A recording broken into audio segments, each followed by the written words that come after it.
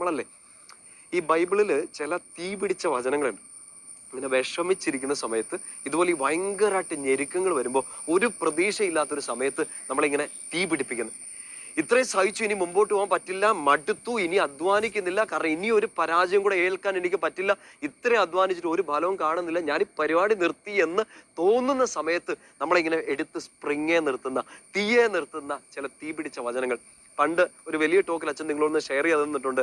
എൻ്റെ സെമിനാരി ജീവിതത്തിൽ എനിക്ക് അങ്ങനെ ഒന്ന് തീ പിടിപ്പിച്ച ഒരു വചനം ഒന്നും കൂടെ ഒന്ന് എടുത്ത് വായിക്കണം കേട്ടോ. മിക്ക പ്രവാചകന്റെ പുസ്തകം 7-ാമത്തെ അധ്യായം 7-8 വാക്യങ്ങളാണ്. ഇന്ന് നിങ്ങളുമായിട്ടൊന്ന് പങ്കുവെക്കാൻ ആഗ്രഹിക്കുന്നത് എന്താണെന്നറിയോ? ഒരു ബ്യൂട്ടിഫുൾ ആയ ഒരു വചനമാണ്.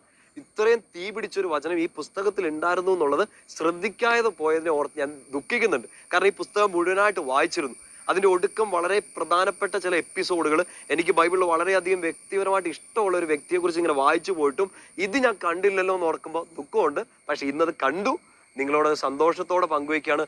ഏതെങ്കിലും തരത്തിലുള്ള വിഷമം, ഏതെങ്കിലും തരത്തിലുള്ള ഞെരുക്കത്തിലൂടെ നിങ്ങൾ കടന്നു പോവുകയാണെങ്കിൽ ഈ വചനം ഇത് കേട്ടുകൊണ്ടിരിക്കുന്ന സമയത്ത് തന്നെ എൻ്റെ പ്രിയപ്പെട്ട സഹോദരങ്ങളെ നിങ്ങളെ ശക്തി പിടിപ്പിക്കട്ടെ എന്ന് അച്ഛൻ പ്രാർത്ഥിച്ചുകൊണ്ട് ആ വചനം